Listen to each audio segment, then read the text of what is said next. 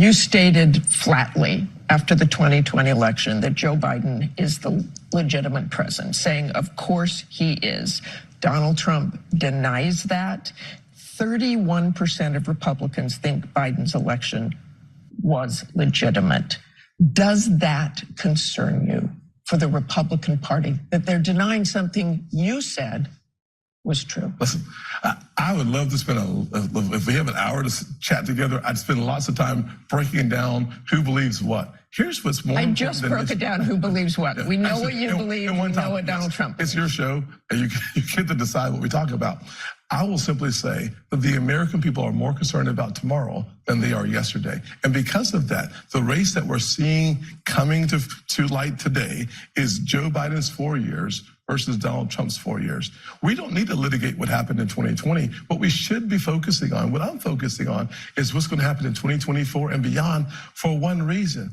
As a kid who grew up in poverty, in a single-parent household, the one thing I wondered in the poorest communities in North Charleston was, what is the American dream real for a kid like me? In today's America, the devastation of crime and chaos is eating the lunch of too many poor people living in tough neighborhoods. I want to make sure that we have law and order and opportunity, abundant opportunity for all Americans.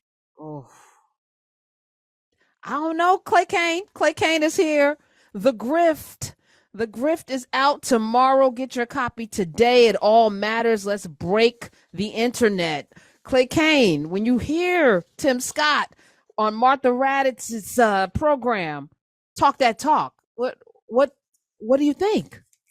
I think about his own state of South Carolina, which has one of the highest crime rates in the country. I believe it's in the top 3. So I want to know what you did about crime and violence in your own state. If you really care about children, I would love for him to call out Mississippi cutting free lunch for children.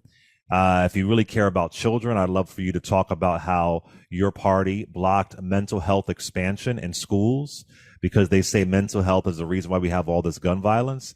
If you really cared about anybody, maybe you would actually admit to the structural underpinnings of racism in this country, but you only admit to it when you were crying racism because folks were questioning your sexuality when you did your horrible run for president, actually just run for vice president.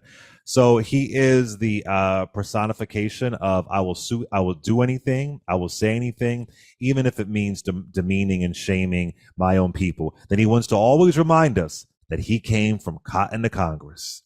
That if he pulled himself up by his bootstraps and became the senator of South Carolina, didn't get voted in the first time, was just appointed, mind you, then you should be able to do it too. Because he's the independent thinker. He sees beyond his lens. He left the plantation ideology of Democrats. So I would love for him to look at his own backyard, and maybe I'll send him a copy of my book for his wedding.